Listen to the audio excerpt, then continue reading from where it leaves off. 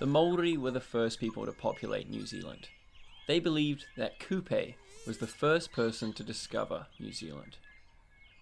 He travelled in his waka, which is a canoe, across the Pacific Ocean from Polynesia, and he is believed to have landed in the Hokianga Harbour in Northland about 1,000 years ago.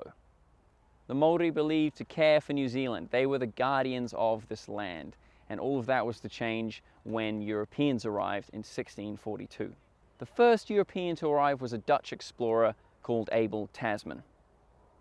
He was searching for a great southern continent that was believed to be rich in minerals, and while he was on this expedition, he discovered the west coast of the South Island of New Zealand. It wasn't for another 200 years that settlers from Britain and France began to arrive and start activities such as whaling and mining. Abel Tasman annexed New Zealand under the name of Statenland for the Dutch Empire. It was confused by translators and was then known as New Zealand.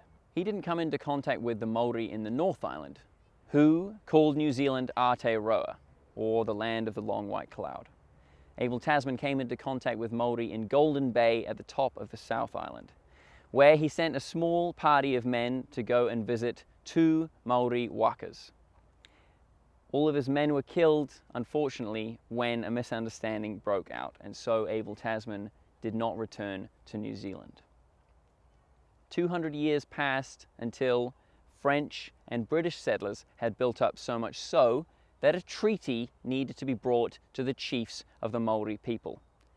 In 1840, 182,000 Maori estimated to be living in New Zealand, with only 2,000 European settlers.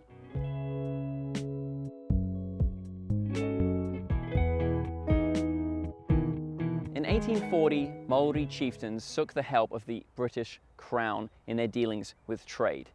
As more and more settlers came in to do whaling and mining and logging,